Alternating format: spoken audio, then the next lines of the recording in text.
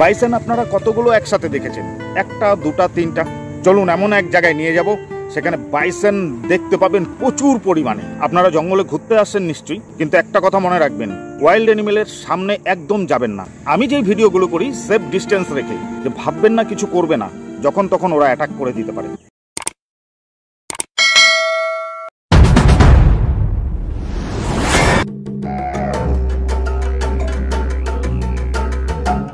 গৌর বা বাইসন, আমরা ভারতীয়রা বাইসন নামে বেশি পরিচিত।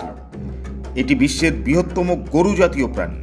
ভারতীয় পুরুষ বাইসনের ওজন সাধারণত 1000 থেকে 1500 কেজি এবং স্ত্রী বাইসন 700 থেকে 1000 কেজি হতে পারে।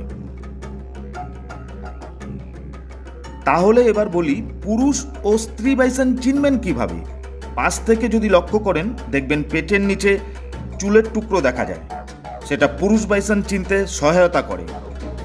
কখনো কখনো আবার স্ত্রীদের ক্ষেত্রে একই জায়গায় চুলের টুকরো থাকে, যা আপনাকে চিন্তায় ফেলে দেবে। তাহলে এবার চিনবেন কিভাবে? চিন্তায় পড়ে গেলেন তো? চিন্তা নেই, আমি আছি।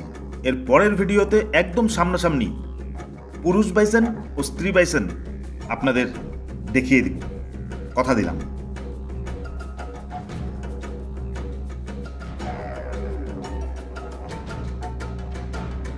এবার বলি কিছু গুরুত্বপূর্ণ কথা। বাইসন সবসময় দলবদ্ধভাবে থাকতে পছন্দ করে। বাইসন আক্রমণ করে ভোরবেলা এবং সন্ধ্যার দিকে। এদের থেকে দূরত্ব বজায় রাখা ভালো। যখন একটি বাইসনের লেজ দেখবেন সোজা হয়ে গেছে, তখন এর থেকে নিরাপদ দূরত্বে থাকাই উত্তম। কারণ এর মানে হচ্ছে বাইসন রেগে আছে, যখন তখন অ্যাটাক করে দিতে পারে। সবাই হয়তো ভাবছেন, বাইসনের দলে এই গরুর বাচ্চাটা ঘুরে বেড়াচ্ছে কেন? না, বাইসনের বাচ্চা জন্মগ্রহণের পরে হালকা কমলা লাল রঙের হয়। কয়েক মাস পরে এদের চুল গাঢ় বাদামি হতে শুরু করে, সাথে সাথে কাঁধের কুঁচ ও শিং বাড়তে শুরু করে।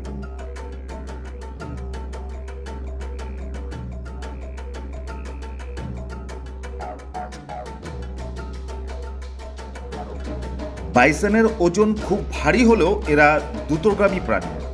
এরা ঘন্টায় প্রায় 40 মাইল গতিতে দৌড়াতে পারে।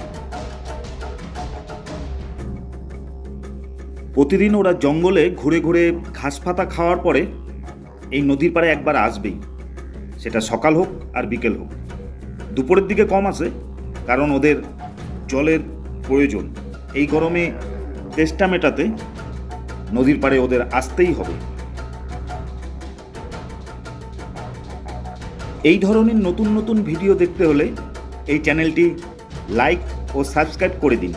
আর আপনাদের এই ভিডিওটা কেমন লাগলো কমেন্ট সেকশনে গিয়ে একবার লিখে দেবেন। তাহলে আজকের মতন টাটা, বাই বাই।